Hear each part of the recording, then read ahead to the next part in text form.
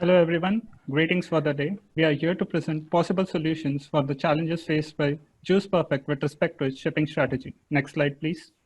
After going through the case, we identified the following problems which Juice Perfect faced. Those were namely non-optimized routes, complaints regarding quality, inefficient fleet time management, and moreover, a lack of proper control and measurement system. Now, what these things lead to is unsatisfied customers. Unsatisfied customers, namely due to late arrival of products, wrong product being shipped, and damaged products. Also, there are chances that rotten juice packets might also be shipped, which leads to increase in returns and moreover an unhappy customer. One of the other implications is increased cost. This is due to shipper maintenance charges, delay in loading and unloading at docks, and not taking into consideration the traffic situations while selecting the routes. Next slide, please. Coming to the solution for customer satisfaction, what we have tried to propose here is having an IoT-based solution which have a central command center in place. Earlier, the touch points namely included only at the unloading and the loading point, and that the entire transportation time was left untouched. So what we have done is made use of temperature control sensors inside the truck system. So whereby the regular updates with respect to temperature, pressure, airflow, humidity would be in real time being sent to a central command center. Now, one of the advantage here is like you can send this data to customer. Like they should be also be involved in the journey. And one more advantage here is what we thought of is making use of past data. Like if there's suppose it's a winter season, so you don't need to have a fixed temperature. Like we can adjust with respect to the temperature outside. Now this would come in useful where we have a sufficient amount of past data. So moreover, this solution helps to give a proactive and an informed decisions to the company. Now, next slide, please. Now, when you look at the dashboard, like what can be seen in the central command center, here we can see that all the bars are green. So there were no alerts or anything being sent. But here on the second order, 1338, there were some portions is red. So here the alert was sent where some mismatch was there. Now, a few of the other slides includes the routes which we taken and the other normal descriptive statistics with respect to the entire fleet. Now, over to Nikhil from your own. Now coming to the problem of route optimization. So basically there are two warehouses which cater to around 8 locations. So WA, OR and CA are specific to warehouse 1, whereas CO and UT are specific to WH2, whereas ID and NV are served by both warehouse 1 and warehouse 2. So when we see that the routes R1, R2, R9, we can see that on the left table, the traffic instances is maximum for R7, that is from the warehouse 2 to NV. So what we can do is we can use the alternative route, that is R9. Similarly, for ID, we can use the alternative route of R8 of R6 from R8, that is warehouse 1 to ID. So this will reduce the amount of traffic instances and reduce the amount of delay in the shipment. Also, if we can make a direct route between CA and WA, then the round trip to warehouse for some products can be reduced for CA and WA. Next slide. Soumya.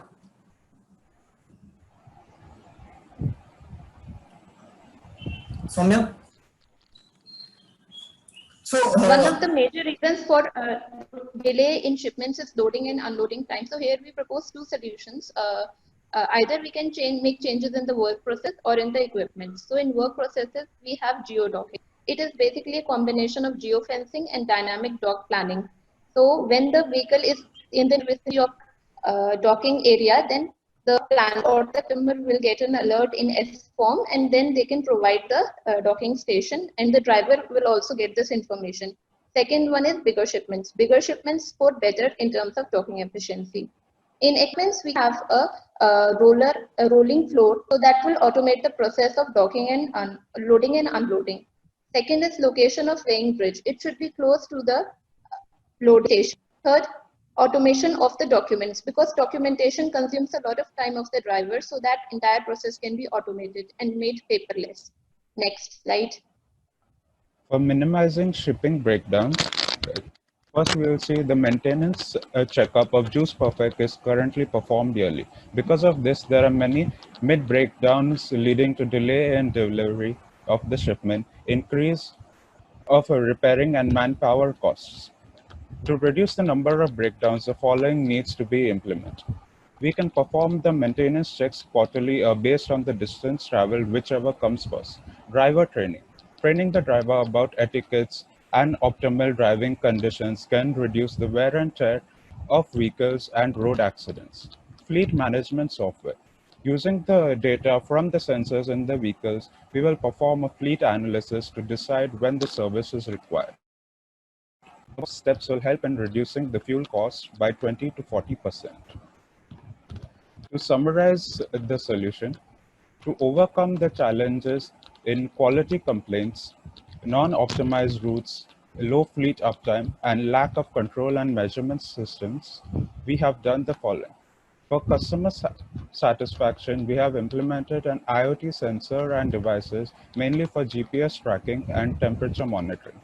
Route optimization was done for Idaho and Nevada to reduce traffic as they are receiving shipping from both warehouses.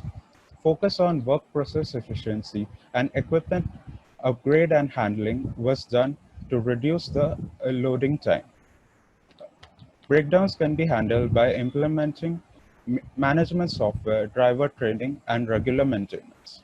After implementing all these processes, customer satisfaction is expected to increase from 8.625 to 9.616. The calculation is showed in the exhibit below. Nikhil? So when we see that for the calculation, we have used the satisfaction matrix provided. We have calculated the delay in days, and then based upon that, we have also used the return. So if return amount is given for each order and divided by the total amount of the order, we have calculated the percentage return. So using these two factors, delay, percentage return, we have provided the score as shown in satisfaction matrix. So before any changes were performed, the average came out to be 8.625. After performing the changes in the new process, we are assuming that the delay would be reduced by 1 day overall, and the returns would be reduced by 80% due to temperature control and the other changes that we are suggesting. So by doing this, we would be able to achieve an average customer score of 9.61. Thank you. That's all from our end.